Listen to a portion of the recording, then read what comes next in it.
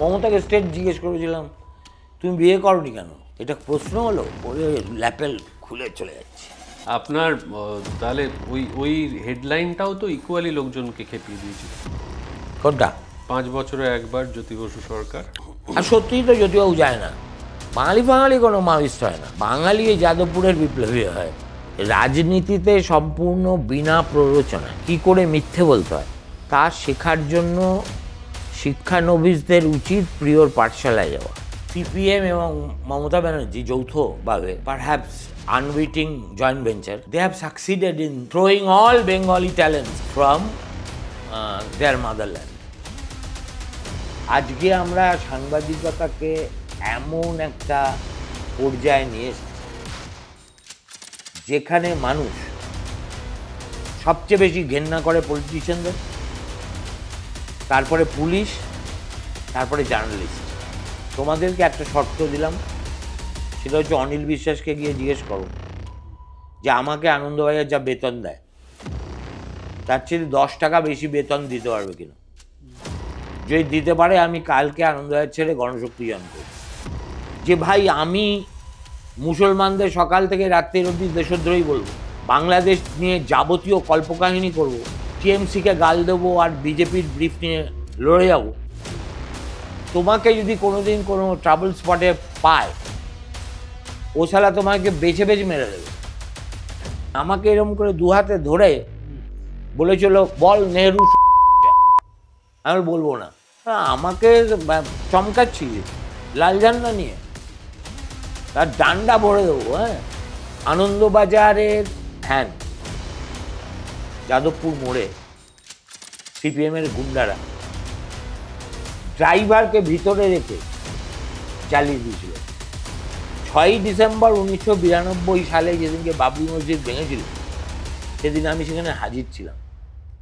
আমি লিখেছিলাম যে ভারতবর্ষের ইতিহাসে সিন্ধু সভ্যতার আমল থেকে আজ পর্যন্ত সাংবাদিকদের এই রকম গণপিটুনি কখনো হয়নি, ভবিষ্যতে হবেও না। অ্যান্টি ন্যাশনাল আপনাকে ভারতবর্ষের একজন প্রধানমন্ত্রী বলেছেন, কি কারণে বলেছেন?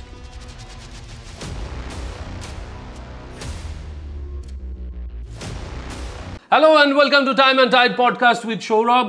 আমি যদি একলব্য হই তাহলে তিনি দ্রোণাচার্য না, সরাসরি তার ছাত্র হওয়ার সুযোগ ঘটেনি, তবে আমি চিরকাল ছোটবেলা থেকে তার ফ্যান। আজকে আমার অতিথি Suman Chattopadhyay. Welcome to the show sir. আপনাদের সময় তো আপনারা বিভিন্ন রকমের হেডলাইন্স করেছেন যেগুলো অনেক সময় বিতর্কিত হয়েছে, অনেক মানুষ রেগে গিয়েছেন, কিন্তু সেই সময় যে কোনো ছোট ছোট ঘটনায় সাংবাদিকদের শারীরিকভাবে নিগ্রহ করা হতো না। আজকের যুগে সেটার পরিমাণ অনেক বেড়ে গিয়েছে এবং ঝুঁকি, মানে শারীরিকভাবে নিগৃহীত হওয়ার ঝুঁকিটাও প্রচণ্ড বেড়ে গিয়েছে। তাহলে কি ভবিষ্যতে বাঙালি ছেলেমেয়েরা আর সাংবাদিকতাকে চুজ করবে না অ্যাজ আ প্রফেশন? আমি এই প্রশ্নটা ইম্পর্টেন্ট, কিন্তু এই যে একটা সাংবাদিক নিগ্রহ বলে আমরা আওয়াজ তুলি, আমরা যখন সাংবাদিকতায় এসেছিলাম আমাদের গুরুরা শিখিয়েছিলেন যে আমার কাজ হচ্ছে নিউজ কভার করা, নিজে নিউজ হওয়া নয়। ঠিক আছে, এটা গেল এক। 2 নম্বর হচ্ছে রিপোর্টারের চাকরিটা এসেনশিয়ালি পুলিশ, দমকল, আপৎকালীন যারা এজেন্সি তাদের মতো।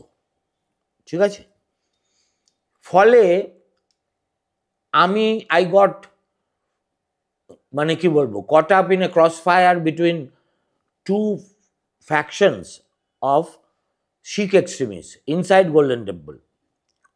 ঠিক আছে, আমি আজ পর্যন্ত তা নিয়ে একটা লাইনও লিখিনি। I lived in Afghanistan for 21 days। যে হোটেলটাই ছিলাম সেই হোটেলে আমি আর আপ্পান মেনন, পরে সে প্রণয় রায়ের সঙ্গে ছিল, মারা গেছে, এক্সেলেন্ট জার্নালিস্ট, হিন্দুতে ছিল তখন, হোটেল কাবুল, 360টা ঘর ছিল, only 2 are occupied by 2 of us। ঠিক আছে, আর তার পিছনেই ছিল নাজিবুল্লাহর একটা ক্যান্টনমেন্ট, যেখান থেকে স্কাড মিসাইল মারত জালালাবাদের উদ্দেশ্যে, ঠিক আছে? আর মুজাহিদিনদের রকেট মুড়ি মিছরির মতো কাবুলের উপর এসে পড়ছে। কোথাও ওইখান থেকে যে গ্যাস বেরোচ্ছে সেই গ্যাসে বাচ্চারা মরে যাচ্ছে, কোথাও মহিলারা মরে যাচ্ছে, কোথাও কিছু হচ্ছে। তার মধ্যে থেকে সেখান থেকে পানশির ভ্যালি গেছি, টেরও পায়নি আফগান গভর্নমেন্ট। তখনও তারা তো কমিউনিস্ট গভর্নমেন্ট না। গিয়ে আহমেদ শাহ মাসুদের সঙ্গে দেখা করেছি, যাকে বলে লায়ন অফ পানশির। তারপরে গেছি, ওরাই নিয়ে গেছে প্লেনে করে মাজারি শরীফ, হুইচ ইজ যেখানে ব্লু মস্ক আছে, যেটা পরে হচ্ছে তুর্কমেনিস্তান। সেখানে একজন সারেন্ডার্ড মুজাহিদ লিডার, সে যখন ঢোকে গেস্ট হাউসে, তখন তার চালা চামুন্ডারা কালাশনিকভ AK-47 থেকে আকাশে করতে করতে ঢোকে। সেটা হচ্ছে উল্লাস। সেই আমাদের সঙ্গে বসে খেয়েছে আর বলেছে, you want to see mujra? Mujra? আমি বললাম অফকোর্স। তা সন্ধ্যের পরে একটি মেয়ে এলো, কার্পেটের উপর সে মুজরা করলো, খুব মানে well dressed, and there is nothing vulgar about it. তারপরের দিন এমন একটা খেলা দেখতে গেলাম, সেই খেলাটা দেখলেই মানে দরিদ্র ব্রাহ্মণ সন্তান বাঙালি, হ্যাঁ, তো নাভি এখান থেকে উঠবে, মানে একটা অদ্ভুত এরি ফিলিং হবে, নসিয়া হবে। খেলাটার নাম হচ্ছে বুজ কাশি, ঠিক আছে? এদিকে 11টা ঘোড়সওয়ার, ওদিকে 11টা ঘোড়সওয়ার। মাটিতে পড়ে আছে একটা গরুর মাথা কাটা। ঘোড়সওয়ারদের নিচু হয়ে মালটা তুলতে হবে, তুলে যেভাবে হোক তোমাকে গিয়ে উল্টো দিকের গোলে ওইটা ঢোকাতে হবে, ঠিক আছে? While the match is on, half of them get রক্তাক্ত। গোটা স্টেডিয়াম জুড়ে যারা বসে আছে খেলা দেখছে, একটা লোকও নেই যার কাঁধে রাইফেল নেই, ইনক্লুডিং একটা বাচ্চা ফুটফুটে একেবারে শিশু যাকে হয়, মানে ওরা তো দেখতে খুব ভালো, বাপ বা জ্যাঠা কারোর কোলে বসে আছে, তার হাতেও শালাটা টয় গান, ঠিক আছে? জীবনের ঝুঁকি নিয়ে ইম্পারসোনেট করে নিজেকে রেড ক্রসের লোক বলে প্রভাকরণের সঙ্গে দেখা করে জিন্দা হয়ে ফিরেছি, ঠিক আছে? আমার এইসব ন্যাকামি শুনলে না গা পিত্তি জ্বলে যায়। এটা হচ্ছে এক। 2 নম্বর হচ্ছে, if you do brazenly partisan journalism and continue to do it, তুমি জেনে রাখবে যে there will be an equal and opposite reaction. If you expect যে ভাই আমি মুসলমানদের সকাল থেকে রাত্রির অবধি দেশদ্রোহী বলবো, ঠিক আছে, বাংলাদেশ নিয়ে যাবতীয় কল্পকাহিনী করব, আর টিএমসিকে গাল দেবো, আর বিজেপির ব্রিফ নিয়ে লড়ে যাবো, তোমাকে যদি কোনোদিন কোনো ট্রাবল স্পটে পায়, ও শালা তোমাকে বেছে বেছে মেরে দেবে। আমরাও খেয়েছি আনন্দবাজারের লোক হিসেবে। এই যে 21শে জুলাই ঘটনা ঘটেছিল, সেদিনকে পুলিশের লাঠিতে আমার কলিগ অনিন্দ জানা এমন মার খেয়েছিল যে he had to be admitted in Woodlands for 7 days। এই সিপিএম এর জঙ্গি ট্রেড ইউনিয়নের মোকাবিলা করে আমাদের 54 দিন স্ট্রাইক করে দিয়েছিল ওরা, ওয়াইল্ড ক্যাট, আনন্দবাজার বন্ধ ছিল। তারপরে হাইকোর্টের নির্দেশ নিয়ে যখন অফিসে ঢুকছি, তখন ওদের হারমাদরা পাথরের মানে বেন্টিং সিটের এই দিক থেকে এলফিন বাট্টার ওই গলিটা থেকে মানে পাথরের বৃষ্টি। আর সেই মিছিলে কারা আছে? সন্তোষ কুমার ঘোষ, সাগরময় ঘোষ, সেবাব্রত গুপ্ত, রাংনেকার, এমজে আকবর। ঠিক আছে, ওই জীবনের প্রথম আমি দেখেছিলাম এমজে আকবর অম্বরের সামনে, ওইখানে সব কোকাকোলা ফোকাকোলা বোতল থাকে, সোডার বোতল তুলে এক একটা করে মারছে। ও মারও খাচ্ছি, আমরা মারও দিচ্ছি। আর পাশে ছিল একটা cooperative bank, state cooperative bank. সেখানকার লোকেরা যেই দেখেছে আমাদের উপরে আক্রমণ হচ্ছে, তারা বেরিয়ে যত ঢিল আছে সব সংগ্রহ করে নিজেদের ছাদে উঠে গেছে। উঠে গিয়ে ওই ছাদ থেকে মারছে, বুঝেছিস তো? 11 জন হ্যাড টু বি হসপিটালাইজড। তারপরে ওরা যখন আমরা ঢুকে গেলাম, কাগজ বার করলাম, তখন ওরা কাগজটা পুরো আনন্দবাজার অফিসটাকে অল এন্ট্রি পয়েন্টসে ওরা তাঁবু খাটিয়ে বসে গেল। এবং অফিসে ঢুকলেও প্যাঁদানি, বেরোলেও প্যাঁদানি। ঠিক আছে, আমার সঙ্গে একটা ছেলে অশোক চক্রবর্তী, ফটোগ্রাফার, বেচারা। আমরা সকালবেলা we are suppose to catch Shantiniketan express, আমরা যাব বীরভূম, ওখানে ম্যাসিভ বন্যা হয়েছে, সেটা কভার করতে যাব। তো আমি আমার টিকিট, ওর টিকিট আমার কাছে, আমি দেখি এলো না এলো না এলো না। তারপরে ট্রেন ছাড়ার টাইম হয়ে গেছে, আমি উঠে পড়েছি।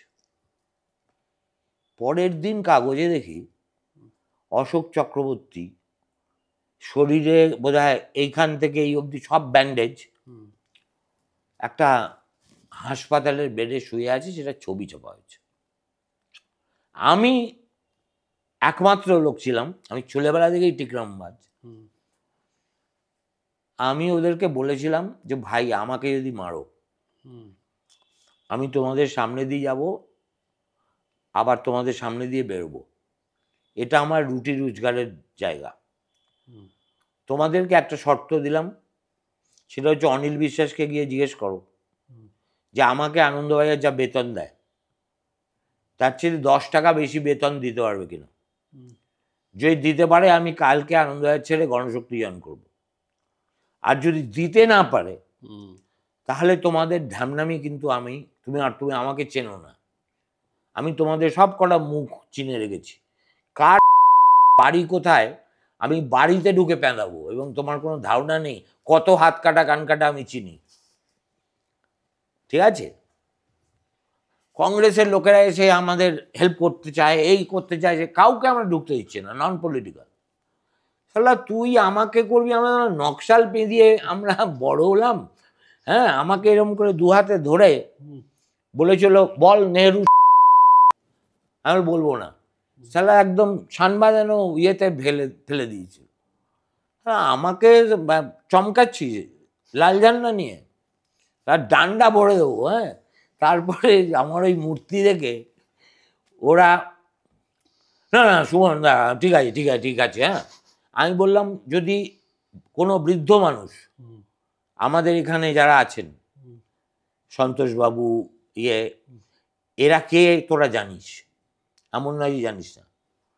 এদের উপর যদি কোনো অত্যাচার হয় তাহলে সালা প্রয়োজনে আমি ফোর্টুলিয়াম থেকে আর্মি নিয়ে আসবো তোদেরকে খেলাতে।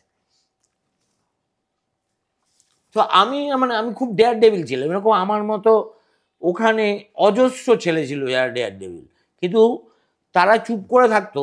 দে had no leadership, I provided that leadership. আমি সারা 36 রাত্রির ছিলাম অফিসে, খোলার পরে যেতামই না বাড়ি, যে আমার কোনো কলিগকে যদি মারে, কাউকে কিছু করে। একদিন গেছি বীরভূম ওই ডামাডোলের বাজারে, সেদিনই অশোককে মেরে পাট করে, ও বেচারার ছিল ভোরবেলা অফিসে এসে ও ড্রয়ার থেকে খুলে ক্যামেরাটা নিতে এসেছিল। কেননা অফিসের নিয়ম ছিল ক্যামেরা তোমাকে অফিসে রেখে যেতে হবে। আচ্ছা, ঠিক আছে না, because very expensive camera.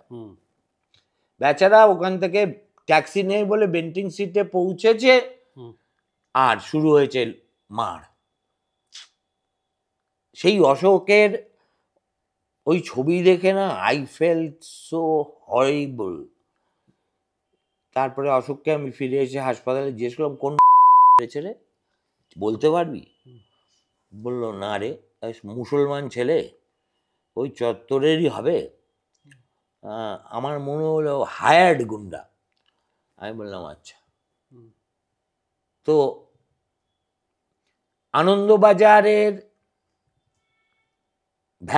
Van Jadavpur মোড়ে সিপিএমের গুন্ডারা ড্রাইভারকে ভিতরে রেখে জ্বালিয়ে দিয়েছিল। কবে, কোন সময়? এক্স্যাক্টলি 60s কোন সময় হবে।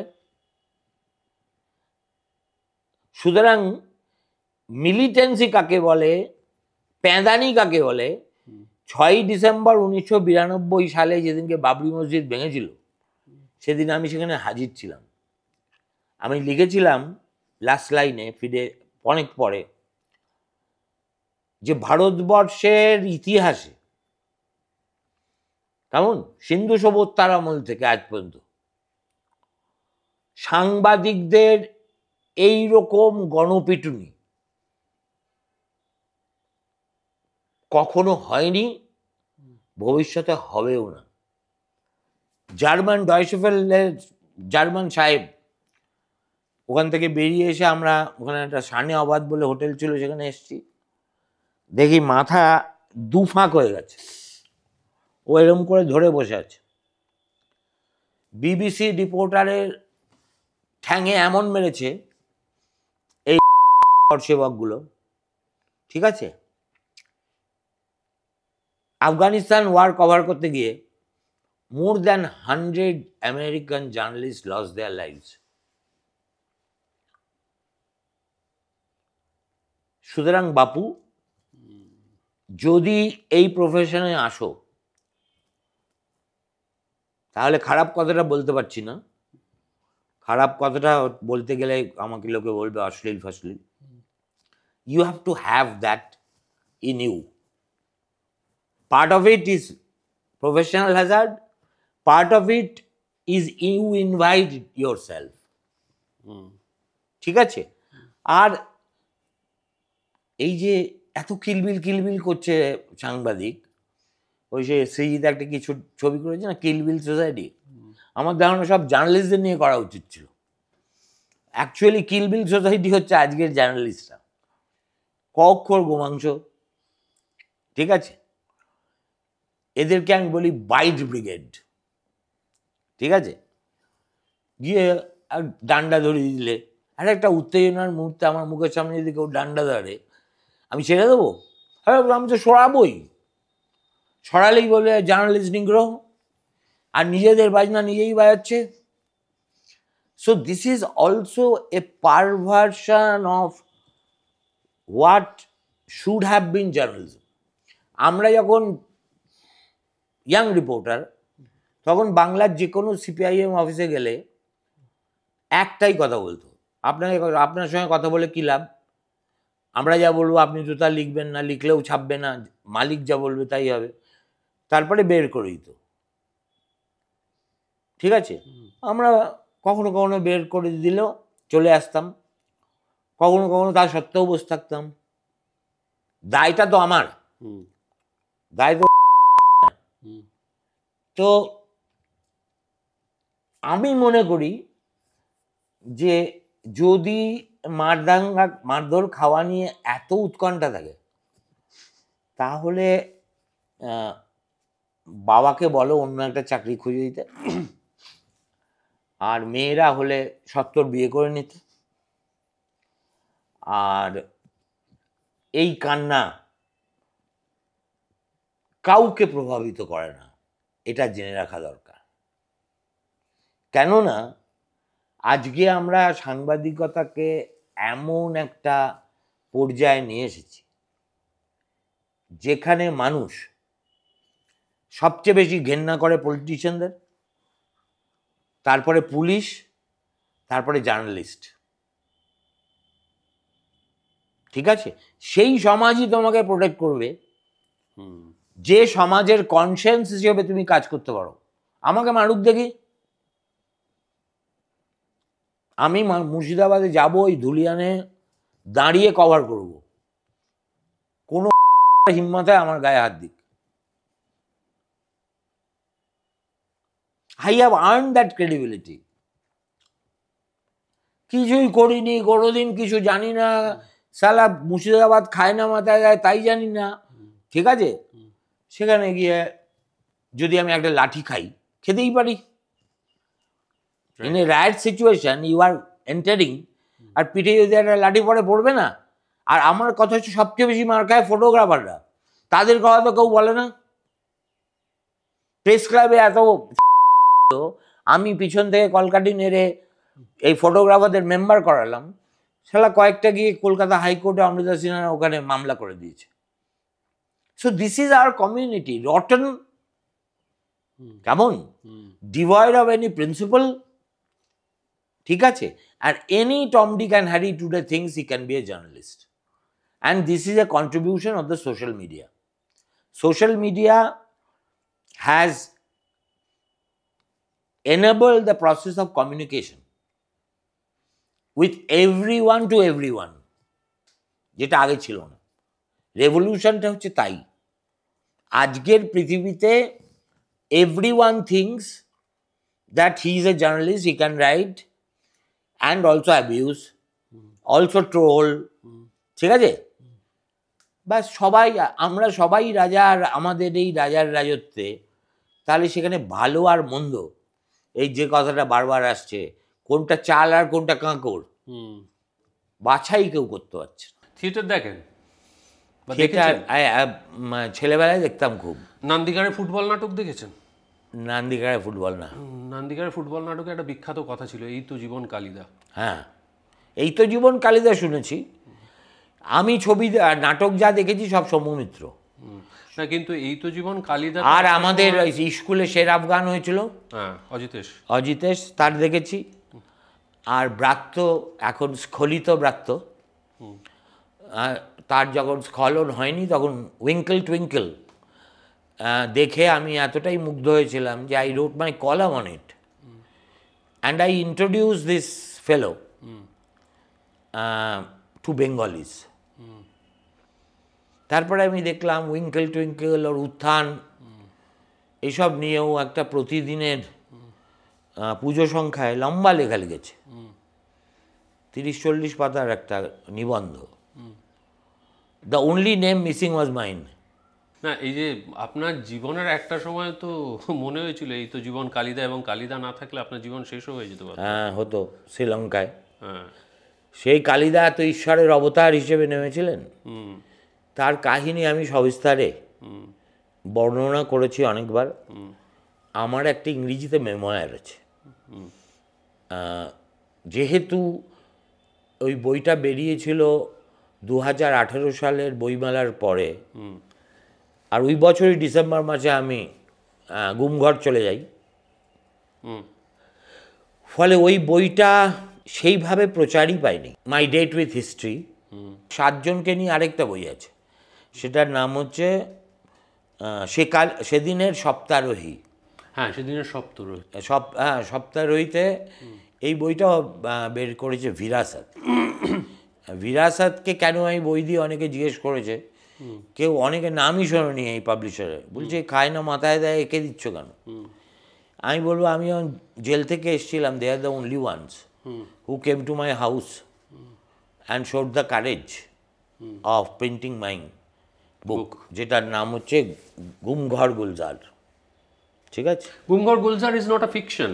No no no, it is a collection of articles, some small, some. আমার জেলে বসে যা মনে হয়েছে আমি লিখেছি, সেটা নিয়ে তো আমার আত্মজীবনের শেষে লিখব। এগুলো হচ্ছে জেলে বসে আমি যেগুলো লিখেছি এবং ফেসবুকে চেপেছি আমার বইয়ের টাইম লাইনে। যেমন আমি জেলে থাকতে থাকতে আমার বহু প্রিয় মানুষ মারা গেছে, তাদের স্মৃতিচারণা আছে। যখন করোনা এলো তখন আমি কামুর প্লেগ, হ্যাঁ, এবং মহামারীর মানে কি? কামড়, প্লেগ আর করোনা, এই দুটো তুলনামূলক আলোচনা করে একটা 4 কিস্তির লেখা লিখেছিলাম, সেটাও এই বইতে আছে।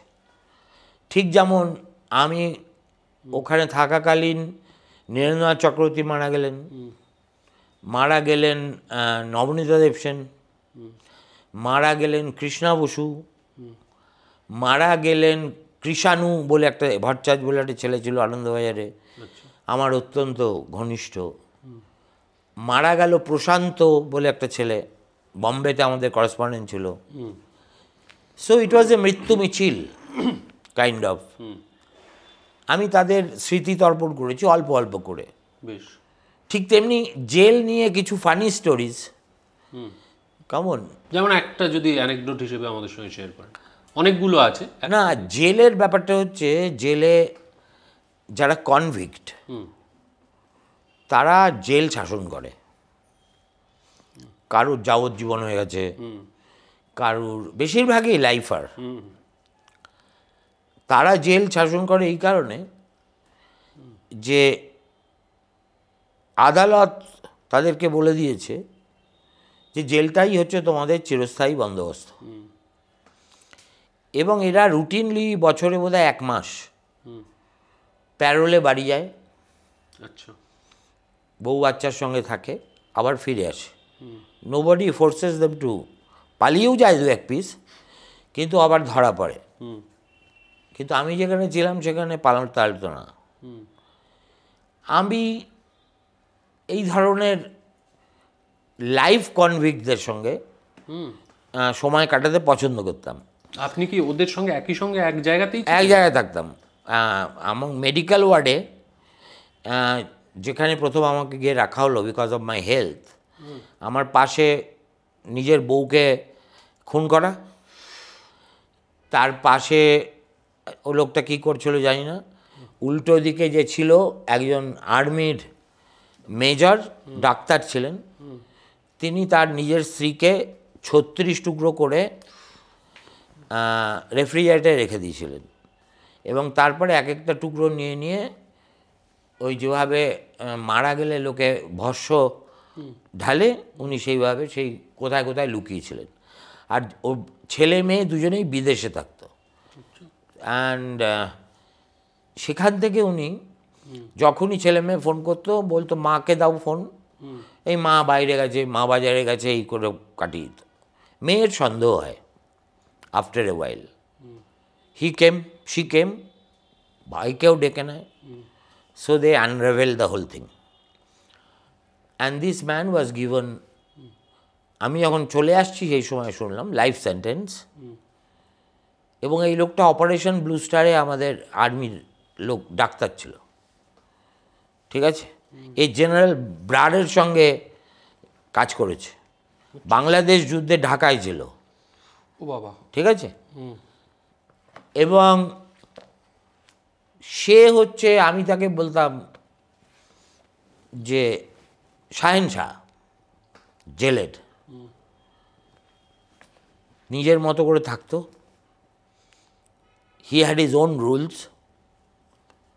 সেটা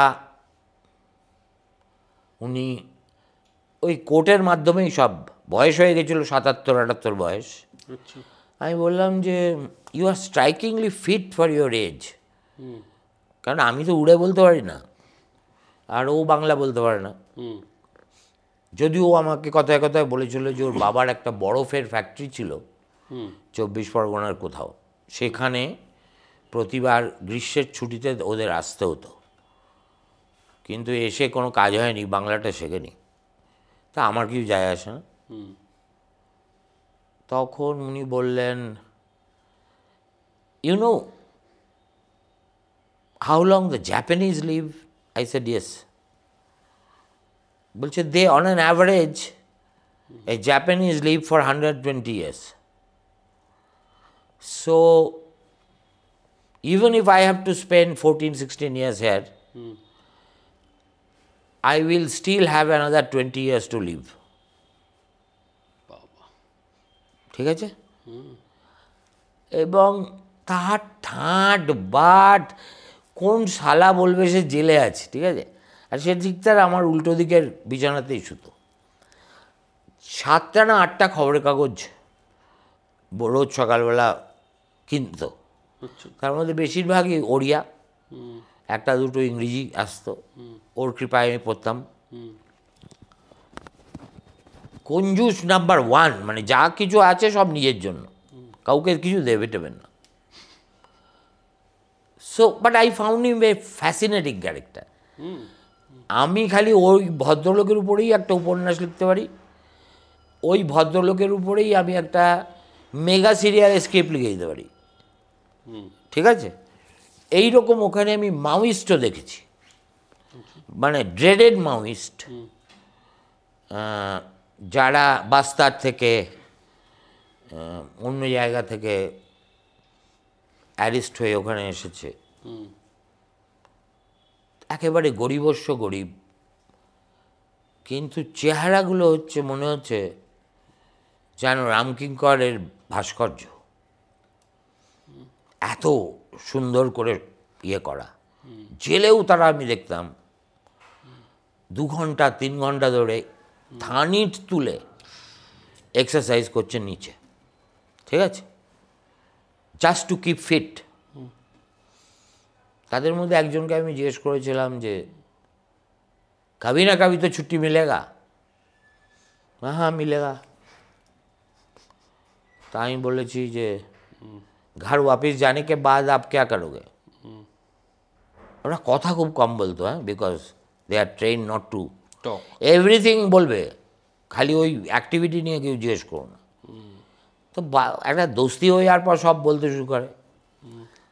ও আমার পাশেই শুতো বলে আমি বললাম ঘর वापस जाके क्या करोगे?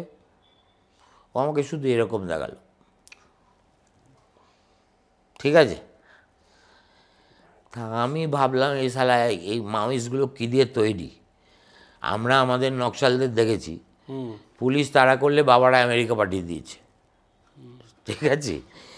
এই ছেলেটা অন্ধ্রের ছেলে, শ্রীকাকুলাম থেকে এসেছিল, যে শ্রীকাকুলামেও কৃষক বিদ্রোহ হয়েছিল।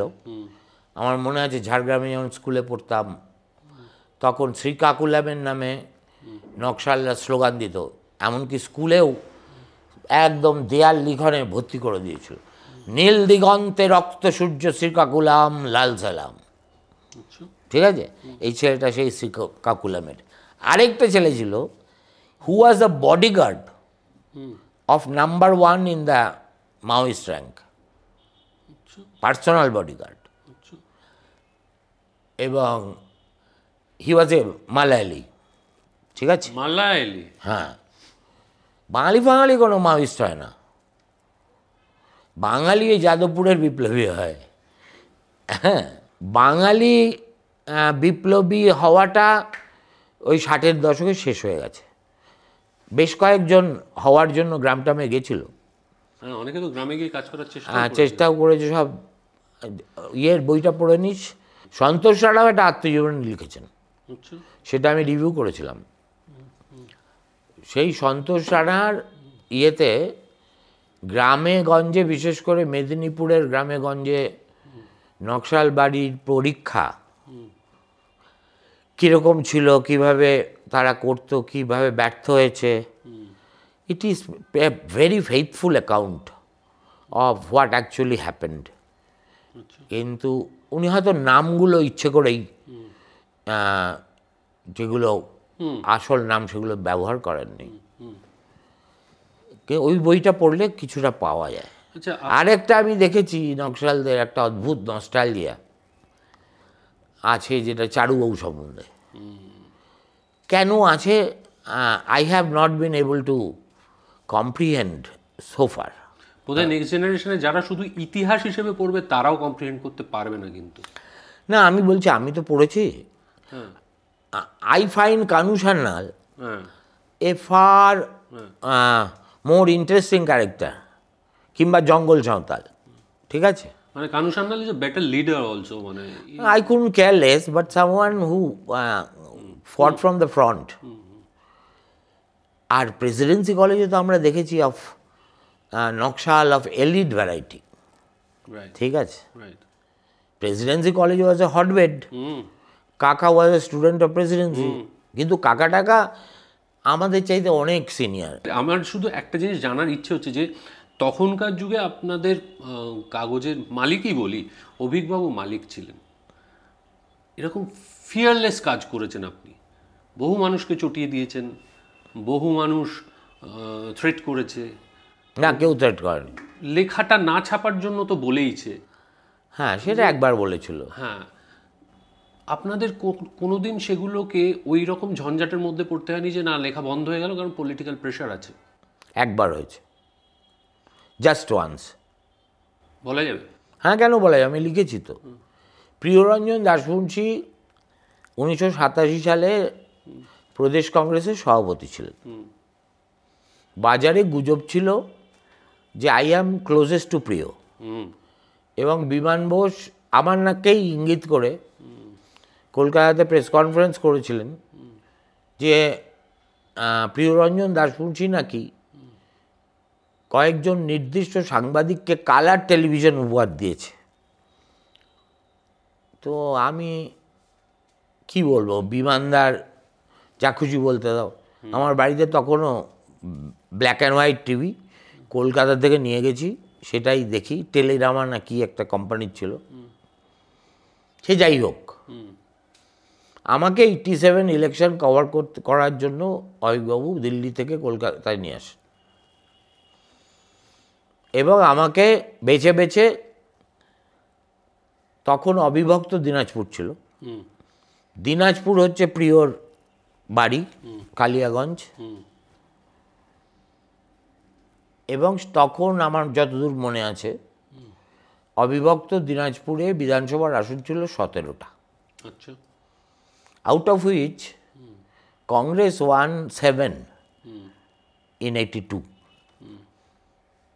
বামফ্রন্টের ওই জমানায় 77-এ বামফ্রন্ট এসছে, 82-তে 7টা সিট জেতা, মানে কংগ্রেসের ওখানে একটা রুটে সাপোর্ট আছে, ছিলই। আর আমাকে দিয়েছে ওই জেলা কভার করতে। আমি বুঝতে পেরেছি যে হিডেন এজেন্ডাটা হচ্ছে, যেহেতু প্রিয়র সঙ্গে আমার সম্পর্ক ভালো, প্রিয় প্রদেশ কংগ্রেস সভাপতি, অতএব আই উইল রাইট মানে in effusive language about how great Priya is, how great Congress is doing in is home district. আর আমার শ্বশুরবাড়ি হচ্ছে Balurghat, so I stayed in Balurghat. গাড়ি নিয়ে আমি রায়গঞ্জ চষে ফেললাম। চষে ফেলে দেখলাম যে প্রিয় কি করেছে, সব জেতা ক্যান্ডিডেটদের বদলে ও যে কংগ্রেস করতো তখন ওর সঙ্গে যারা ছিল তাদের সব টিকিট দিয়ে দিয়েছে, এবং the whole party is seething in anger. আমি ফিরে এসে স্টোরি করলাম, আগামী নির্বাচনে দিনাজপুরে কংগ্রেস কংসবধ হবে, কংসবধ হবে। গতবার কংগ্রেস জিতেছিল 17, এবার একটা আসনও পাবে না, এবং সেই খলনায়কের নাম হবে প্রিয়রঞ্জন দাসবংশী। ঠিক আছে, আমি সালা ভোটের অন্তত 15 দিন আগে দিয়ে দিয়েছি কপি, সব কপি আমার বেরোয়, ওইটা আর বেরোয় না, বেরোয় না, বেরোয় না, বেরোয় না। সেটা ফাইনালি বেরিয়েছিল। Listen to me. সো যখন এইসব কভারেজ টভারেজ শেষ হয়ে গেছে, আমার বউ তখন বালুরঘাটে বললো আরেকবার চলো যাই, চলো। তো বালুরঘাটে গিয়ে আমি দেখি ওদের একদিন আগে ভোট ছিল, পরের দিন উত্তরবঙ্গ সংস্করণে ভিতরের পাতায় আমার লেখা চাপা হয়েছে, when the die is cast. So I came to Kolkata and just confronted অভিকবাবু। আমি বললাম যে I don't deserve this statement. উনি বললেন বসো বসো, রেগে যাও না, রেগে যাও না, বসো। বসলাম, বললো দেখো আফটার অল প্রিয় আমি পছন্দ করি অপছন্দ করি ও হচ্ছে কংগ্রেসের প্রেসিডেন্ট, ওইটা হচ্ছে ওর জেলা, তুমি যা লেখাটা লিখেছ সেই লেখাটা শুধু বিস্ফোরক নয়, এত ভালো রিপোর্টিং আমি খুব কম পড়েছি। কেননা what you have written is completely based on such transparent logic যে এটা নিয়ে ডিবেট করা যাবে না। কিন্তু আমি, বিজয়বাবু ছিলেন তখন আমাদের নিউজ এডিটর, ওনাকে বলেছিলাম এটা ছাপা যাবে না, এটা ছাপলে কংগ্রেসের ব্যাপক ক্ষতি হবে। তো that is about the only time when one of my pieces, for which I am very proud, was suppressed. কিন্তু আমি আনন্দবাজারের প্রথম পাতায় ফার্স্ট কলামে একবার লিখেছিলাম যে রাজনীতিতে সম্পূর্ণ বিনা প্ররোচনায় কি করে মিথ্যে বলতে হয় তা শেখার জন্য শিক্ষানবিশদের উচিত প্রিয়র পাঠশালায় যাওয়া। প্রণববাবুকে লিখতাম কীর্ণাহারের ব্রাহ্মণ কুলের ক্ষুদ্র অংশের নেতা, ঠিক আছে।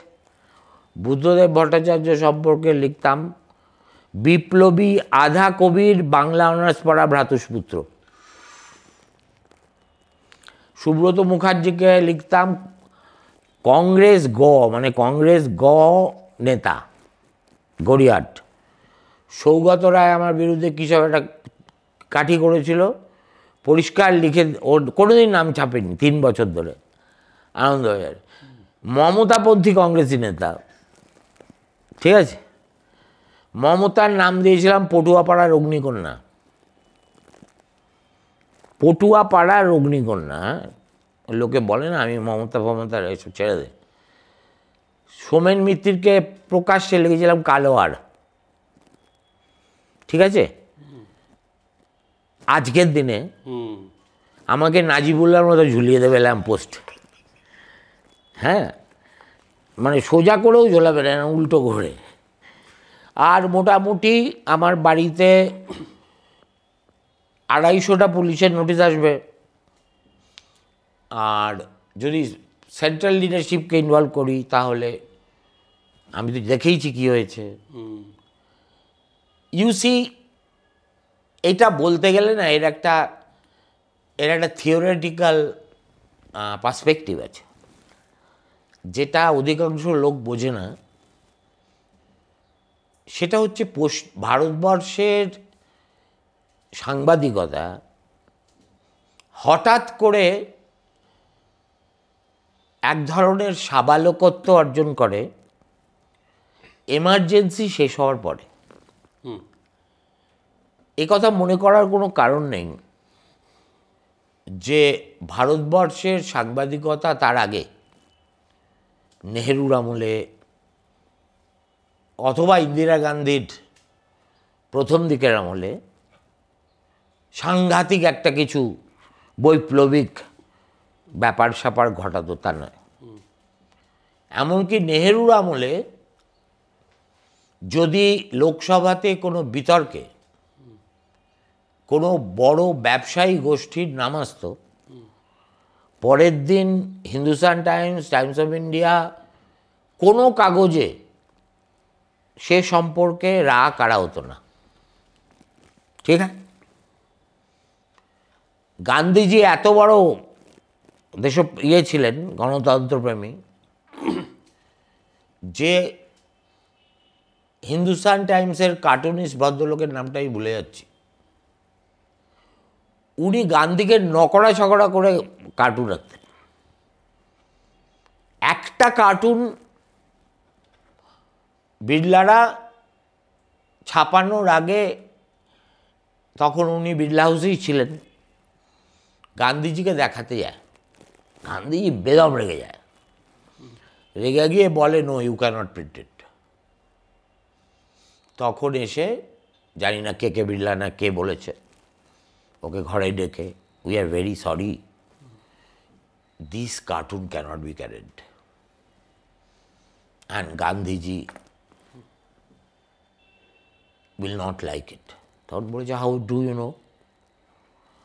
তখন বলছে, no, we took it to Gandhiji. বলছে, so he has become my editor. M.K. Gandhi is now the editor of Hindustan Times, not you. ঠিক আছে?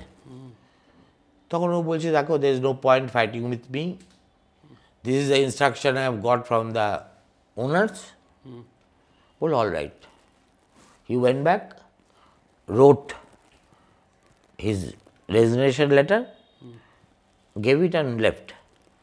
শঙ্কর বলে একজন কার্টুনিস্ট ছিল নেহরুর জমানায়, সে নেহরুর প্যান্টেলুন খুলে দিত, ঠিক আছে? তারও সিমিলার সার্কামস্টান্সেসে he was force to resign. Nehru got the news and as Prime Minister drove to his house in Delhi and told Shankar, why have you left? Somebody, because of you. Why? What have I done? তখন বলেছে, one of my cartoons about you was not liked by the owners and they told me it will not be carried. So I thought they are doing so under your instruction.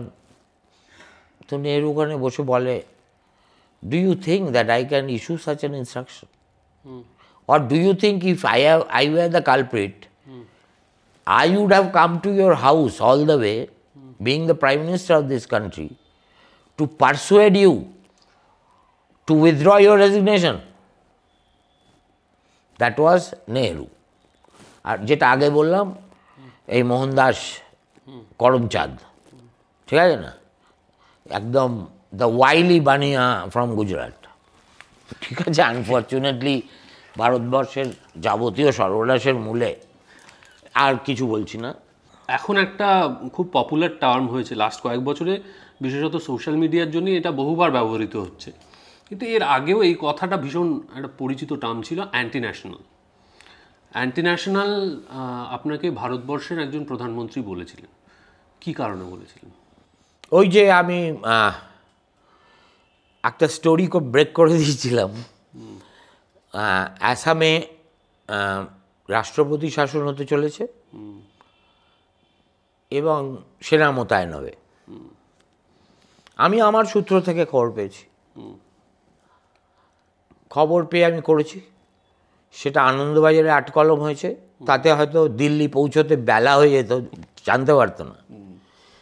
কিন্তু একই সঙ্গে ওটা 8 column banner headline হয়েছে Business স্ট্যান্ডার্ডও, because it was such an explosive story. I was asked 10 times by Calcutta office on both sides, এই স্টোরিটা correct তো নইলে কিন্তু will lose face. What do you think? I am so irresponsible. এবং এটা ওদের অকর্মণ্যতা না সত্যিই আমার স্টোরির মাহাত্ম্য তা জানি না, এই খবরটা সকালবেলা, ভোরবেলা তো তখন খবরের সন্ধান সবাই পেয়ে যায়। ওদের বক্তব্য হচ্ছে এই খবরটা দেখে উলফা যে যেখানে ছিল দে ডিক্যাম্পড। বিশেষ করে বোধহয় লখিমপুর না কোনো একটা জঙ্গলে দে হ্যাড দ্য বিগেস্ট এনক্যাম্পমেন্ট। আমি পরবর্তীকালে সেখানে গিয়েও দেখেছি যে সব কাঠামোগুলো পড়ে আছে, ওরা নেই, লোকগুলো নেই।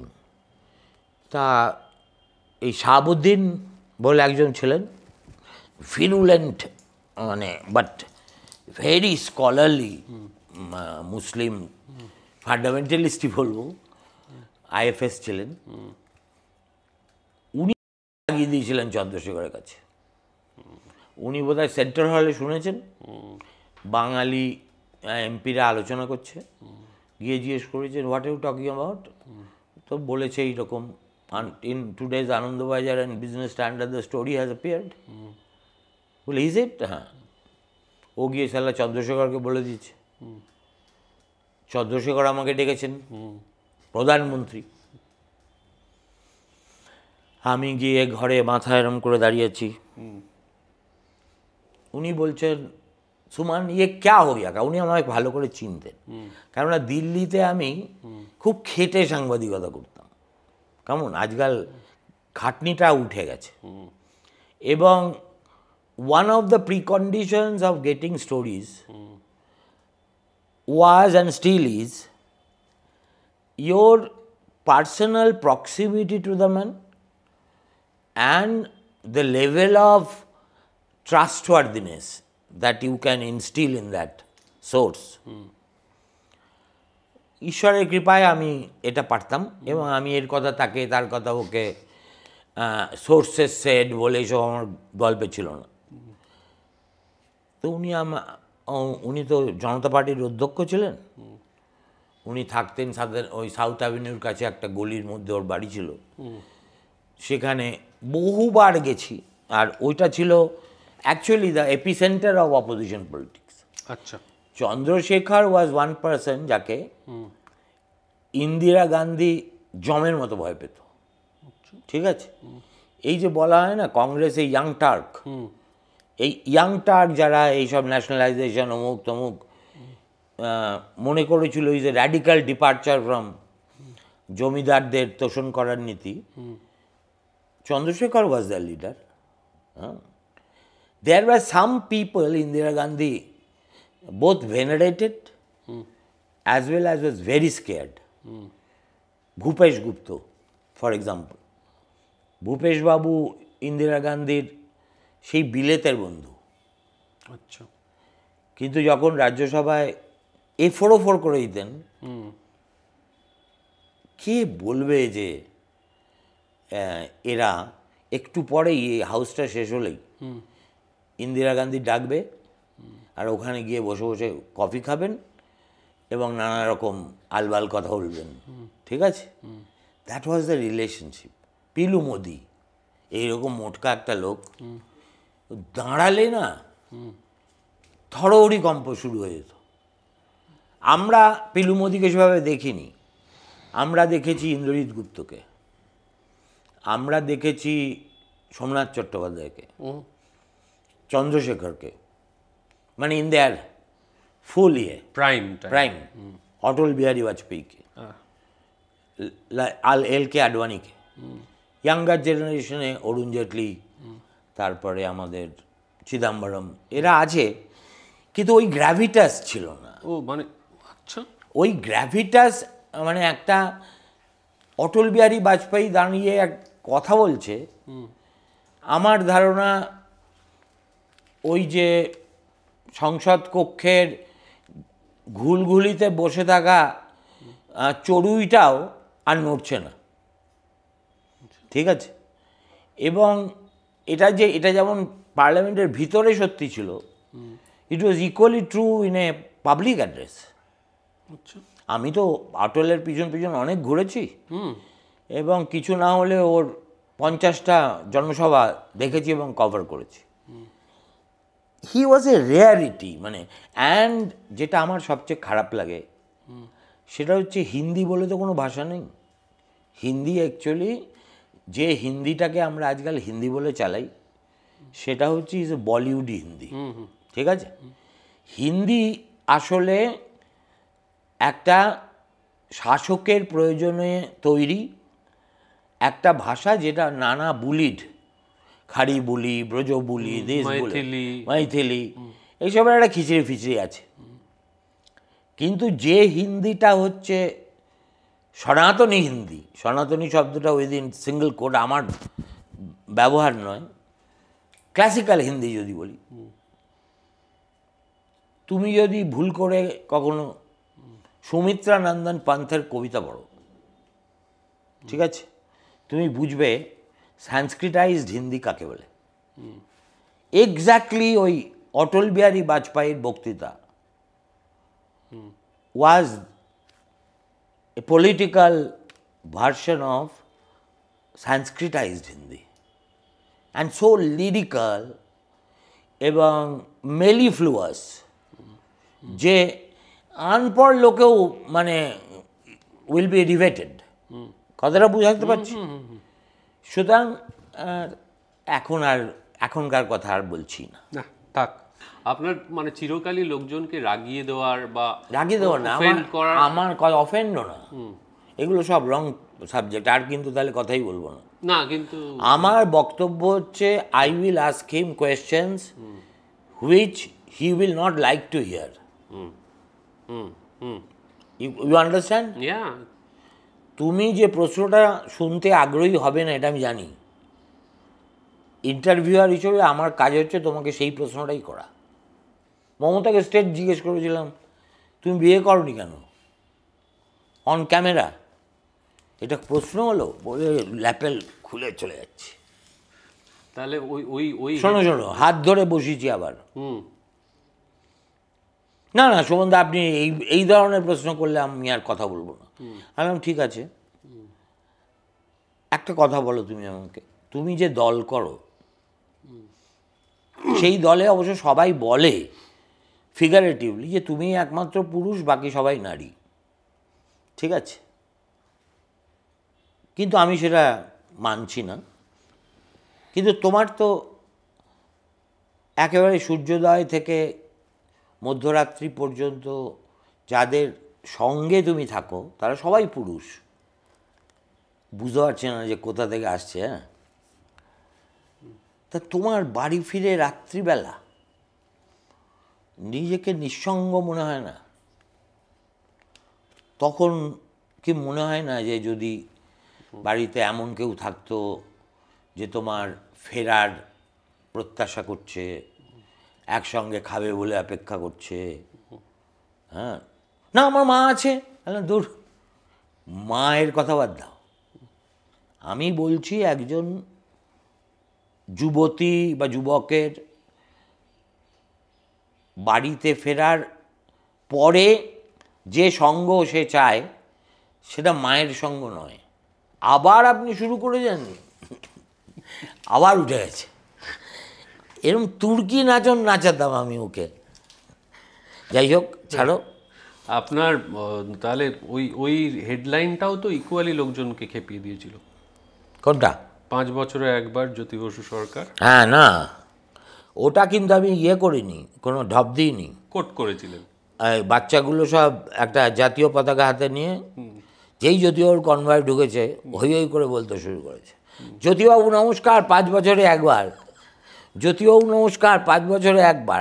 আমি ওটা দিয়েই শুরু করেছি। জ্যোতিবাবু এত খচে গেছে, অভিজ্ঞবাবুকে ফোন করেছে, আমাকে ডেকে বলছেন, অভিজ্ঞবাবু তুমি কী লিখেছো বলো তো? কেন? জ্যোতিবাবু ফোন করে আমাকে বলছেন এই সুমনকে নিয়ে আর পারা যায় না, আপনি দেখুন তো কী লিখেছে। সেটা খুব মানে হাইলি কন্টেস্টেড ইলেকশন হচ্ছিল, মানে on the face of it, because Rajiv Gandhi মানে did a blitzkrieg, CPM was sitting in bricks. আর সত্যিই তো জ্যোতিবাবু যায় না। জ্যোতিবাবুর হয়ে ওই সাতগাছিয়া দেখতো গোকুল বৈরাগী বলে একটা লোক। আচ্ছা, আরে আমি এনসাইক্লোপিডিয়া, আমাকে জিজ্ঞেস করেই বলে দেবো। তা আমি তো গোকুলকে গিয়েই জিজ্ঞেস করলাম, এই তো বলছে 5 বছরে একবার জ্যোতিবাবু। বলছে দেখুন আমাদের পার্টিতে ব্যক্তির কোনো ভোট, আরও লেগুলো বন্ধ করুন। এবার আপনি বলুন যে এই যে বাচ্চাগুলো এটাকে বলছে এটা সত্যি না মিথ্যে? তখন বলছে আচ্ছা আপনি আমার পেট থেকে কেন কথা বের করতে চাইছেন সুমনবাবু? আমি বললাম আপনার পেট থেকেও আমি কথা বার করতে চাই না, পিছন থেকেও বার করতে চাই না। এই বাচ্চাগুলোকে এখানে দাঁড় করালোকে, এরা কখন শতপ্রবৃত্ত হয়ে তো আসবে না। বললো আমজাদ আলী, জ্যোতিবাবু আমজাদের বিরুদ্ধে দাঁড়িয়েছিল। আমি বললাম দেখুন as a প্লয় and as a spectacle this is very effective. এখন তো টেলিভিশনের জমানা আসেনি, এটা যদি সালা টেলিভিশন পেত, হ্যাঁ, তার উপরে যদি আজকের যুগে হতো সোশ্যাল মিডিয়া, হ্যাঁ, তাহলে কি অবস্থা হতো আমি তাই ভাবি। গোকুলের সঙ্গে আমার বহুদিন তারপরেও সম্পর্ক ছিল, মারা গেছেন। কেন ওরা যেত না তো, ওদের পার্টি হচ্ছে সব। ব্যক্তি মানে সেই অর্থে ব্যক্তির, আর জ্যোতিবাবু কি যাবেন, উনি যাবেন সার্টিফিকেট নেবেন ইয়ে থেকে, বিধানসভার ভবনের সামনে যে ছাউনি হবে, তারপরে কোন কনস্টিটিউয়েন্সি থেকে দাঁড়িয়েছেন নিজেই ভুলে যাবেন। আচ্ছা বলছি, হিন্দি সিনেমা দেখেন? না না, হ্যাঁ, একদমই দেখেন না? আমি হিন্দি সিনেমা, যেহেতু মাই সান ওয়াজ ইনভলভড, সেই জন্যে একটা দেখলাম এই খাকি বাংলা, বেঙ্গল চ্যাপ্টার। বেঙ্গল চ্যাপ্টার। না, আমি পুরোনো দিনের সিনেমা বলছি। হ্যাঁ, একেবারে যখন আমি ছাত্র ছিলাম, স্কুলের কথা বলছি, তখন আমি স্কুল কেটে পাঁচিল টপকে, দেবানন্দ ছিল আমার হিরো। আচ্ছা। হ্যাঁ, আমি ওই দেবানন্দের ওই বইটা, যেটা ছবিটা যেটা রিলিজ করেছিল ওই সময়, ওটা আমি 13 বার দেখেছিলাম। আর আমি কখনোই, যেহেতু মাস্টারের ছেলে, মায়ের কাছ থেকে আঁচল থেকে চুরি করে ঝেড়ে এই বাড়ি অফিস থেকে যেতে হতো, বাড়ি স্কুল থেকে, সেই জন্যে ওই তখন একটা বোধহয় 65 না কত পয়সার একটা লাইন ছিল, সেখানে আগে থেকে দাঁড়িয়ে কোনো লাভ হতো না। তার কারণ ওই পাড়ার ব্ল্যাকাররা জানতো যে কখন কাউন্টার খুলবে, আর কাউন্টার খোলার ঠিক আগে তারা দলবল নিয়ে চলে আসতো এবং এসে সবাইকে হটিয়ে দিয়ে, তো আমরা যেহেতু স্কুলেরও 10-12 জন যেতাম, 2-4 বার ব্যাপক মারপিট হয়েছে, থানাতেও যেতে হয়েছে, ছবি দেখতে পারিনি। হ্যাঁ, প্রেম পূজারি। হ্যাঁ, দেখো, দেবানন্দ, কিশোর কুমার, শচীন, হ্যাঁ, দেব বর্মন, ইট ওয়াজ এ কাইন্ড অফ, কি বলবো, লোকে বলে না যে মণিকাঞ্চন যোগ, তো মণিকাঞ্চনের বাইরে যদি একটা কনস্টেলেশন থাকে, তাহলে ওই ওই যুগটা, মানে তার মানে এই নয় যে আমি বাকি কারোর ছবি দেখতাম। দিলীপ কুমারকে কেমন লাগতো?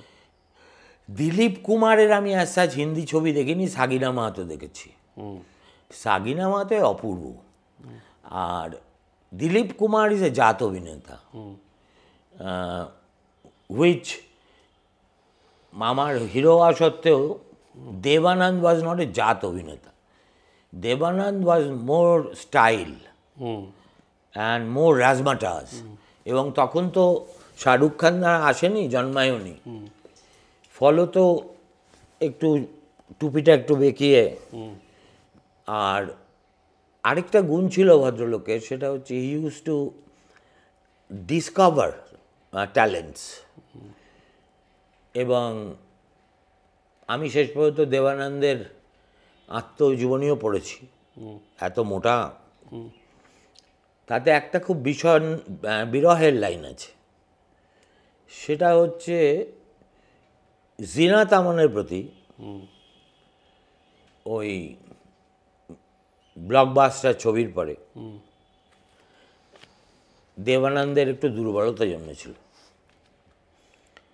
কোনো একটা হোটেলে পার্টিতে দেবানন্দের ইচ্ছে ছিল পার্টি শেষে জিনাতকে নিয়ে কোনো একটা ঘরে ঢুকবেন। তো উনি তার জন্য নিজেকে তৈরি করতে করতে দেখলেন রাজ কাপুর পিঠে হাত দিয়ে নিয়ে চলে যাচ্ছে। ঠিক আছে, এটা কিন্তু উনি লিখেছেন ইন অল ফেয়ারনেস। তো Raj Kapoor was a womaniser of legendary fame. Dev Anand তো তা ছিলেন না, he was not married even, and he was totally dedicated to film. সকাল থেকে রাত্রির অবধি একটা অসম্ভব ডিসিপ্লিন রেজিমেনের মধ্যে থাকতেন এবং বহু মেয়েকে উনি জায়গা করে দিয়েছেন।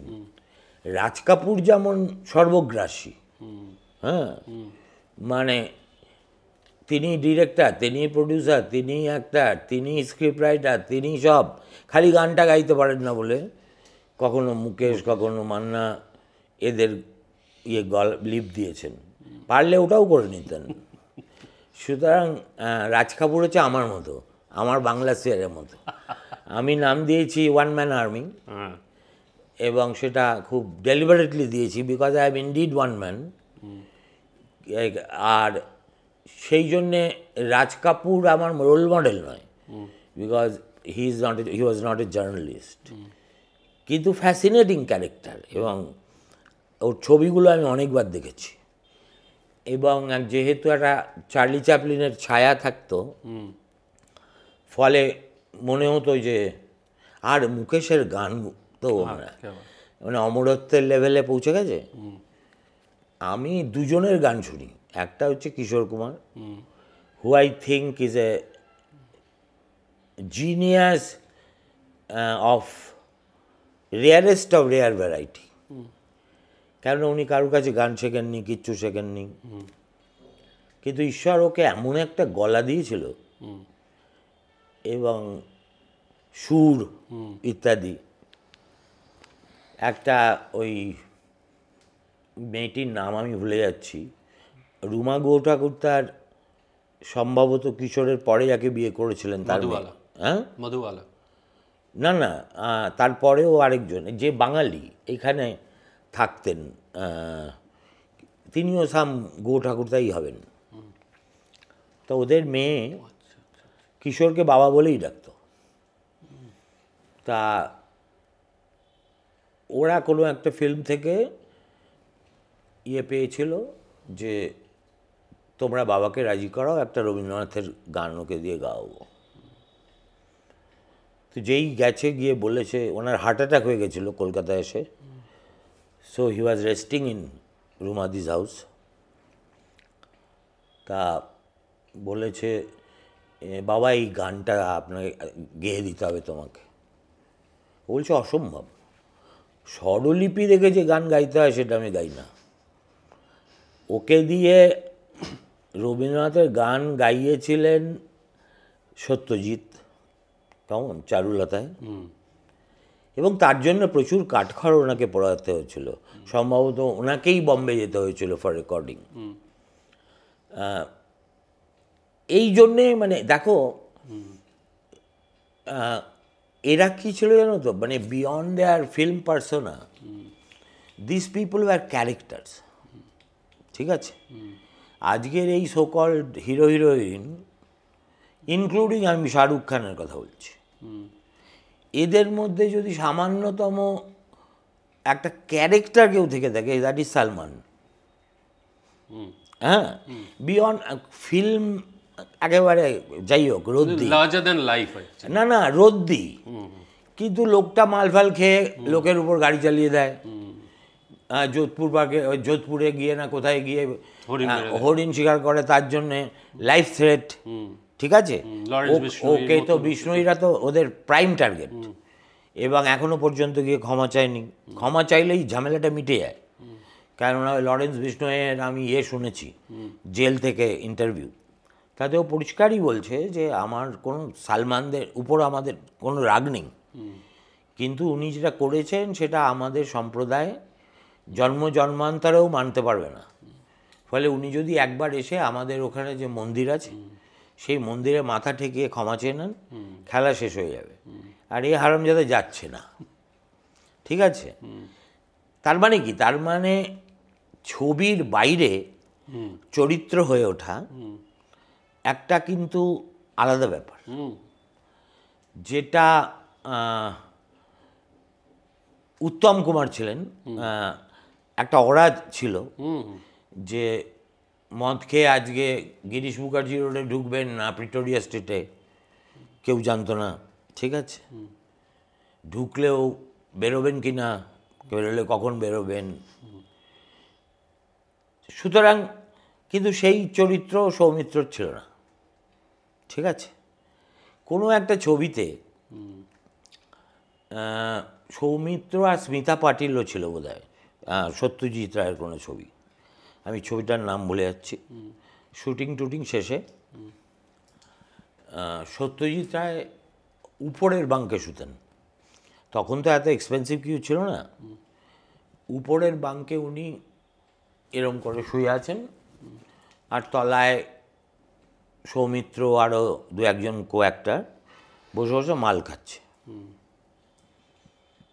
একটা সময়ের পরে সত্যজিৎ দেখেন সৌমিত্র তো নিচে নেই, তখন পাশের ভদ্রলোককে জিজ্ঞেস করেছেন পুলু কোথায় গেল, বলছে সম্ভবত স্মিতা পাটিলের কাছে।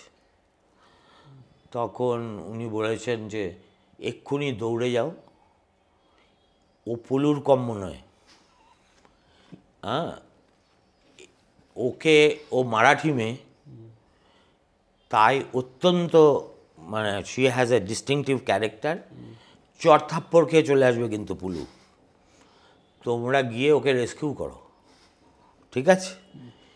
এটা আমি শুনেছি, এটা কিন্তু কেউ পৃথিবীতে কেউ জানে না, কিন্তু এটা সৌমিত্র চট্টোপাধ্যায় কনফাইড করেছিলেন আমার এক সহকর্মী শোভন তরফদারের কাছে। Sovan was very very close to him, আচ্ছা, and he knew all the dirty secrets of Soumitra Chattopadhyay. আমি ওকে অনেকবার উদ্বুদ্ধ করার চেষ্টা করেছি, তুই লেখ লেখ লেখ, সঙ্গত কারণেই লেখেনি। আমিও এটা বলতাম না যদি উনি বেঁচে থাকতেন। আজকে তিনজনের কেউ বেঁচে নেই, হ্যাঁ, সত্যজিৎও বেঁচে নেই, সৌমিত্রবাবুও নেই, স্মিতা পাটিল তো কবে চলে গেছেন। আমি আজকে এটা বলছি এমন নয় যে কন্ট্রাডিক্টেড হবে না সেই ভয় আমার নেই, কারণ সন্দীপ তো আছে। আমি বলছি কারণ এটা রুচিহীনতার পরিচয়। ফলে চরিত্র, আমরা যে সময় ছিলাম, ছাত্র ছিলাম, আমি কলেজের পরে আর খুব একটা বেশি ছবি টবি দেখিনি। আমাদের বাংলা ছবি আমরা দেখতাম, থাকতাম এই দক্ষিণ কলকাতার দেওদাস স্ট্রিটে। আমাদের কাছে বাংলা ছবি বলতে বাংলা ছবি এবং ভবানীপুর পাড়া, উজ্জ্বলা দিয়ে শুরু, তারপরে ভারতী, তারপরে হচ্ছে বিজলি, উল্টো দিকে ইন্দিরা, তারপরে পাশে ভারতী, শেষে পূর্ণ। আর আমরা জানতাম যে কোন হলে কোন ছবিটা রিলিজড হবে, মানে কোন জাতের, ঠিক আছে? যা কিছু দেখেছি, ধর সত্যজিৎ রায়ের সব ছবি, তপন সিনহার সব ছবি, তরুণ মজুমদারের বেশ কয়েকটা ছবি, এমনকি জয় জয়ন্তী পর্যন্ত। আচ্ছা, হ্যাঁ, জয় জয়ন্তী উজ্জ্বলায় রিলিজ করেছিল এবং খুব হিট করেছিল, যেহেতু সাউন্ড অফ মিউজিকের এবং সেই সঙ্গে উত্তম কুমার, অপর্ণা ফাটিয়ে দিয়েছিল অ্যাজ গভর্নেস। তো তার মধ্যে একটা মাদকতা ছিল এবং অভিনয়ের গুণের রেশ সঙ্গে করে বাড়িতে তো আসতোই, তারপরেও কয়েকদিন সেটাকে মন্থন করা যেত নিজেদের মধ্যে। মায়ের সঙ্গে কথা গল্প করা যেত, দিদির সঙ্গে করা যেত, পাড়ার রকে বসে আর আতলামি করে ছবির কি বোঝাতে চেয়েছে। তপন সিনহার ছবিতে এমন কিছুই বোঝাতে চাইতো না, খালি ছবিটাই বুঝিয়ে দিত। So it was a real life kind of a drama. Tapan Sinha, Sagina মাহাতোর সঙ্গে তো আপনার একটা অন্যরকম যোগাযোগ আছে। লেখক হচ্ছে আমার গুরু। কিন্তু এইটা আমি আবার দেখেছিলাম, সাগিনা মাহাতো সারপ্রাইজিংলি এখনো মনে আছে, এই গড়িয়াহাটে একটা আলেয়া বলে সিনেমা হল ছিল, আজকেও আছে কিনা জানি না। সেই হল একটা রদ্দি মার্কা হল, সেখানে দিলীপ কুমারের অভিনয় দেখে আই ওয়াজ ফ্লোড। মানে জাত অভিনেতা বলতে যাবে, যা দিলীপ কুমার ওয়াজ দ্যাট। কিছু মনে করো না, এই তোমাদের এই সকল খান ওই লিগের ধারে কাছে আসে না। হ্যাঁ, অবশ্য বলতে পারে আমাকে লোকে যে এই লোকটা তো খুব বিরাট পাকা লোক, আমাকে বলে অনেকে কমেন্টে, আপনি তো সব জানতা সর্বজ্ঞ হরিদাস পাল। তো এই তুমি আমাকে যেসব প্রশ্ন জিজ্ঞেস করছো তার জবাব আমাকে বাধ্য হয়ে দিতে হচ্ছে, কিন্তু সবই নয় এটাও বলছি যে আমি কিন্তু বোদ্ধা হিসেবে বলছি না, আমি একজন এক সময়কার দর্শক হিসেবে এইটুকু তো, আমি তো পয়সা দিয়ে ছবিটা দেখেছি, ফলে this is my birth right. না, আমার এই প্রশ্নটা করার কারণ ছিল কিন্তু সম্পূর্ণ আলাদা। আমার বেসিক্যালি সাগিনা মাহাতোয় আসার দরকার ছিল। গৌরকিশোরকে ধরবে বলে, বুঝেছি। এবার জিকে মেরে বউকে ধরো। কারণ আপনার সঙ্গে, আপনার জীবনের সঙ্গে অদ্ভুতভাবে বাংলা সিনেমা জড়িয়ে আছে। আর একটা হিন্ট দেব, সত্যজিৎ রায়ের জন্মদিন, ব্লু মাউন্টেন কফি, মন্টক্রিস্টো সিগার, এটাও আপনার জীবনের একটা গুরুত্বপূর্ণ দিন। সত্যজিৎ কি মন্টেক্রিস্টো খেতেন? না। Could not afford, bloody expensive. Yeah. আমি একবার সম্পাদককে তেল দেবো বলে জ্যামাইকাতে ব্লু মাউন্টেন কফিটা পেয়েছি, which was within my reach. কিন্তু যখন আমি বেরোচ্ছি ডিউটি ফ্রিতে গিয়ে মন্টেক্রিস্টো দেখে খুব উল্লসিত হলাম। ভাবলাম 8টা না 10টার একটা প্যাকেট, খুব সুন্দর মোড়কে আছে। আমি বললাম যে এটার দাম কত? যা দাম বললো অত টাকা নিয়ে আমি যাইনি, ঠিক আছে। তারপরে আমি সে যাত্রায় ব্লু মাউন্টেন কফি দিতে পেরেছিলাম, হি ওয়াজ মাইটি হ্যাপি। আর যখন বার্মা গেছিলাম সেখান থেকে সবচেয়ে কড়া চুরুটগুলো কিনে এনেছিলাম, কেননা বার্মা চুরুট খেতেন আমাদের সময় কলকাতার তিনজন, তিন ভিন্ন পেশার এবং ভিন্ন জগতের মানুষ। একজন কি প্রমোদ দাশগুপ্ত? হ্যাঁ, প্রমোদবাবু, গৌরকিশোর, জ্যাকি চক্রবর্তী। ধর্মতলায় একটা দোকান ছিল ওই কেসি দাসের পাশের গলিতে, একমাত্র তারাই রাখত। এবং এরা প্রত্যেকেই ইন বাল্ক কিনতেন। আচ্ছা।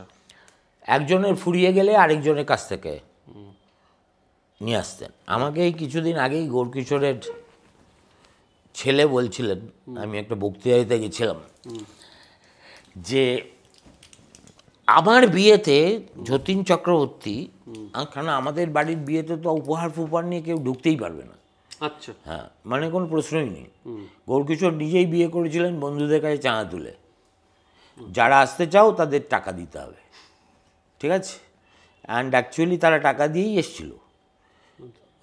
খুবই দরিদ্র পরিবারের প্রেক্ষাপট, যদি নাও হতো, উনি যদি কোটিপতিও হতেন তাহলেও বিয়েতে উনি কোনো খরচা করতেন না, বিকজ ওর দর্শনে বিয়েটা হচ্ছে is an avoidable Hazard in life. Unavoidable Hazard. হ্যাঁ, না, অ্যাভয়েডেবল। Avoidable Hazard. হ্যাঁ, ওকে। যে খেয়েছে সেও পস্তেছে, যে খায়নি সেও পস্তেছে, তার মধ্যে আমি যাচ্ছি না ইয়ার্কিতে না।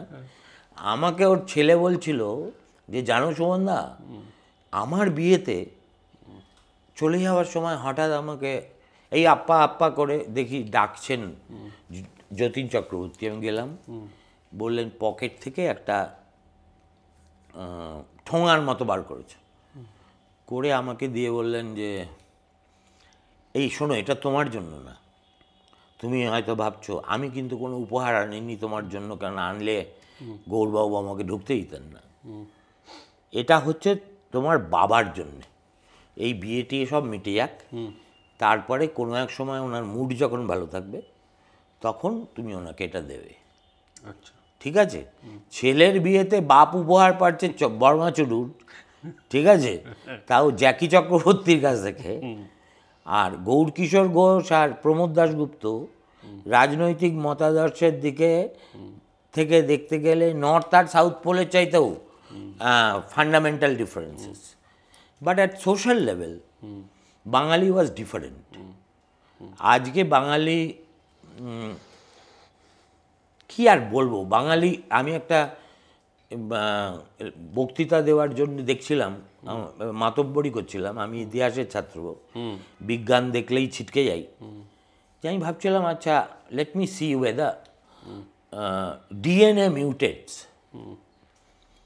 তাতে আমি গুগল পণ্ডিতের কয়েকটা দেখতে গিয়ে দেখলাম যে yes, in case of individual it does, আচ্ছা, but not in the case of a race.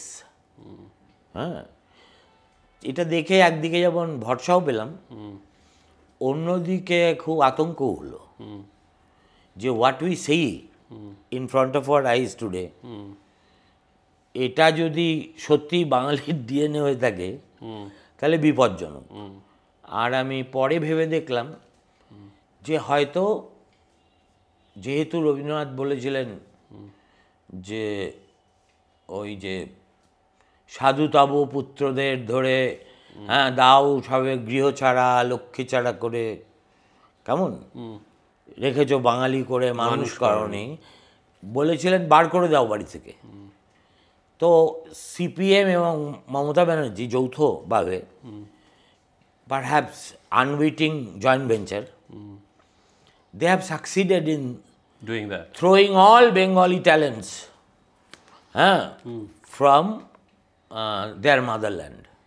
এবং সেটা আমি কখন একেবারে বুঝি না তা নয়, আমি বহুবার জীবনে এই নর্থ আমেরিকার যে বঙ্গ সম্মেলন হয় সেই সম্মেলনে গিয়েছি। গিয়ে লাস্টে যেটায় গেছিলাম সেটা হচ্ছে সান্টা ক্লারা। সেখানে আমাকে একটা লাইফ টাইম অ্যাচিভমেন্ট অ্যাওয়ার্ডও দিয়েছিল আজকাল পত্রিকার পক্ষ থেকে। I began my life from আজকাল থেকে শুরু। গৌরকিশোর ঘোষই নিয়ে গিয়েছিলেন? না না না না, এটা কয়েক বছর আগে। না না, আমি বলছি আপনার শুরু আজকালে তো গৌরকিশোর। হ্যাঁ হ্যাঁ হ্যাঁ, তাতে তারপরে আমি ওই একটা তো অ্যাকসেপ্টেন্স স্পিচ দিতে হয়, কিন্তু আমি দেখলাম যে আমার এই অনুষ্ঠান দেখার জন্য খুব বেশি লোক আর ওখানে উপস্থিত নেই, কেননা তারপরেই বোধহয় কোনো একটা হিন্দি গানওয়ালার অনুষ্ঠান ছিল, হোয়াট এভার দ্যাট ইজ। তো যারা অবশিষ্ট ছিলেন তাদেরকে আমি বললাম যে দেখুন, আমি অনেকবার আপনাদের এই বঙ্গ সম্মেলনে এসেছি, একটা জিনিস যেটা দেখে আমার খুব ভালো লাগে সেটা হচ্ছে এতজন সফল এবং কৃতি পেশাদার বঙ্গসন্তান এক ছাদের তলায় পৃথিবীতে আর কোথাও আমি দেখিনি, আর দেখা যায় বলে বিশ্বাসও করি না। আমি তো তখন বিড়ি টিড়ি খেতাম, আমি বললাম দেখুন, আমার একটা পাস টাইম হলো আমি এই হোটেলের বাইরে দাঁড়িয়ে সিগারেট খেতে খেতে আর কফি খেতে খেতে লক্ষ্য করি আপনারা কি গাড়িতে আসেন, ঠিক আছে? এবং আমি অবাক হয়ে যাই যে যত বছরের পর বছর যাচ্ছে তত আমি দেখছি যে আপনাদের গাড়ির কলেবর আগের বারের তুলনায় মানে has gone a few নচেস up. আজকেই দেখলাম ফারারি, ল্যাম্বরগিনি, লেক্সাস, মানে you name it and they drive it. নিজেরা ড্রাইভ করে আসে, এসে ঢোকে হোটেলে চেক ইন করে। তাই আমি বললাম যে দুর্ভাগ্যজনকভাবে আপনারা যে অঙ্গরাজ্য থেকে এসে এখানে এই সাফল্য পেয়েছেন, সেই অঙ্গরাজ্যে কোনো সাফল্যের কাহিনী আমি আপনাদের শোনাতে পারবো না।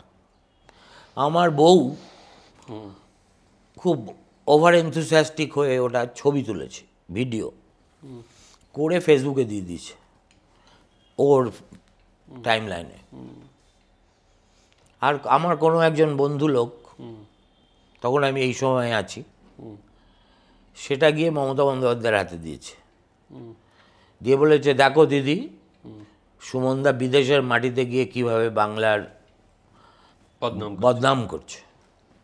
ওমা, আমি আমেরিকা থেকে ফিরে এসে দেখি আমার কাগজে বিজ্ঞাপন বন্ধ।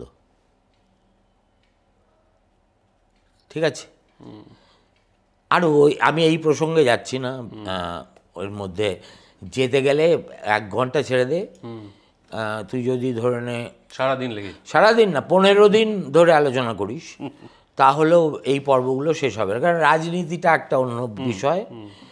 আর সুতরাং আমি যে ডিএনএ প্রসঙ্গে ফিরে আসি, it is not as if the DNA is lost, কিন্তু ডিএনএ দেশান্তরী হয়ে গেছে, ঠিক আছে? এবং সেটা যে হয়েছে সেটা বোঝার জন্যে সৌরভ বেশি দূর যেতে হবে না। আমি জানি না, তুই হয়তো উত্তর কলকাতায় থাকিস, যেখানে এখনও ওই ডিজেনারেট বাঙালির, হ্যাঁ, আরও ডিজেনারেট বংশধরেরা থাকে, মোহনবাগানকে সাপোর্ট করে বলে ডিজেনারেট বলছি, এই রে, ঠিক আছে? আমি ভীষণ মোহনবাগান। হ্যাঁ, সেই আমি জানি তো। উত্তর কলকাতার লোকজনকে দেখলেই আমি চিনতে পারি, ঠিক আছে, যে খুব সুন্দর চেহারা, অত্যন্ত গৌড়বর্ণ, এতটা গৌড়বর্ণ না হলেও চলে, হ্যাঁ, এবং তাদের চোখা চোখা নাক, এবং সব মিলিয়ে হাতে গলায় সোনার চেন, হাতে আংটি, ঠিক আছে, বোঝা যায় যে একটা সম্পন্ন ঐতিহ্য তারা বহন করছে। কিন্তু তাদের 99.9% has not been able to do justice to what they got by way of succession. এটা যদি ছিল মারোয়ারির বাচ্চারা হতো, তাহলে তারা আরেকটা সিলিকন ভ্যালি কলকাতায় বানিয়ে দিত, ঠিক আছে, with the kind of riches that they had.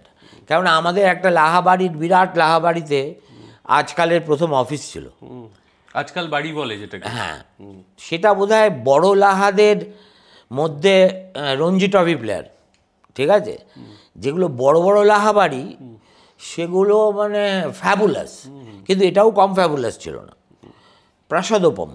ওইটাতে আমরা শুটিং করতাম, হ্যাঁ, দীর্ঘদিন। তো ওর মাঝখানে একটা চাতাল ছিল, উপরে স্বামী স্ত্রী থাকতেন। ভদ্রমহিলা অতি চমৎকার ছিলেন, আর ভদ্রলোক সারাক্ষণ সিগারেট খেতেন আর সন্ধ্যের পরে মাল খেতে বসে যেতেন।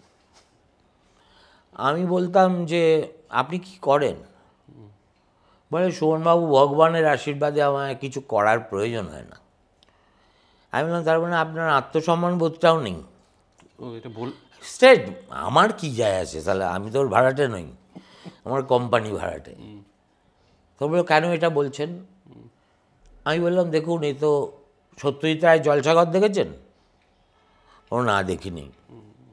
আমি তাহলে আপনার সঙ্গে তর্ক করে লাভ নেই, যদি একবার ভুল করে পারেন দেখে নেবেন, ঠিক আছে? সব গেছে, কিন্তু ঘোড়দৌড়ের আসক্তিটা তখনও রয়ে গেল শেষ দৃশ্য পর্যন্ত। আপনাদের পিতৃপিতামহ যারা এই বাড়ি আপনাকে উত্তরাধিকার হিসেবে দিয়েছে, এটা যদি একটা ঝুনঝুনওয়ালা আড়িয়ে কেউ পেত, তাহলে this place would have been a commercial riddle. মানে এই হেরিটেজটাকেই তারা একটা মার্কেটিং প্রপোজিশনে ইয়ে করে দিত। রাইট। কিন্তু আপনাদের ওই যে বললেন যে আমি আমার ভগবানের আশীর্বাদে সুমনবাবু আমাকে ইয়ে করতে হয় না। Okay, thank you so much for your time. এটা আমাদের আশা করা যায় সিরিজের প্রথম এপিসোড হলো, আমরা আবার কিছুদিন পর নাকি জ্বালাতে আসবো। তবে আপনাদের যদি এই এপিসোড ভালো লেগে থাকে তাহলে অবশ্যই লাইক করুন, সাবস্ক্রাইব করুন, কমেন্ট করুন। আর যত বেশি সংখ্যক সাবস্ক্রাইবার হবে তত বড় বড় মানুষদের কাছে গিয়ে আমরা অ্যাপ্রোচ করতে পারবো আমাদের চ্যানেলে এসে কথা বলার জন্য। ধন্যবাদ, সবাই খুব ভালো থাকবেন। Good night.